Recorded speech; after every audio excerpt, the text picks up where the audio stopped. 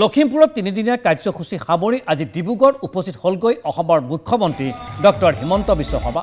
বৃহস্পতিবাৰে ডিব্ৰুগড় চৌকিডিঙি সমীপত নিৰ্মিত ইস্কন প্ৰচাৰ কেন্দ্ৰৰ মন্দিৰৰ আধাৰশিলা স্থাপন কৰে মুখ্যমন্ত্ৰীয়ে।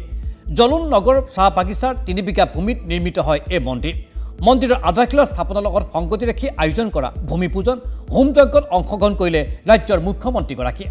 আনহাতে শদিয়াত থকা মুখ্যমন্ত্ৰীৰ সভাত স্মাৰ্ট মিটাৰ বিৰুদ্ধে প্ৰতিবাদ সাব্যস্ত কৰা হুংকাৰ প্ৰদান কৰি আটক হয় তিনিচুকীয়া জিলা ছাত্ৰ মুক্তি সংগ্ৰাম সমিতিৰ সাধাৰণ সম্পাদক। জাগুনত লেখাপানী আৰক্ষীয়ে আটক কৰে মৈৰাজ শৰ্মাক। মুখ্যমন্ত্ৰী আগমনৰ পূৰ্বে ডুমডুমাৰ ৰূপাইটো ছাত্ৰ মুক্তিয়ে সাব্যস্ত কৰিলে প্ৰতিবাদ।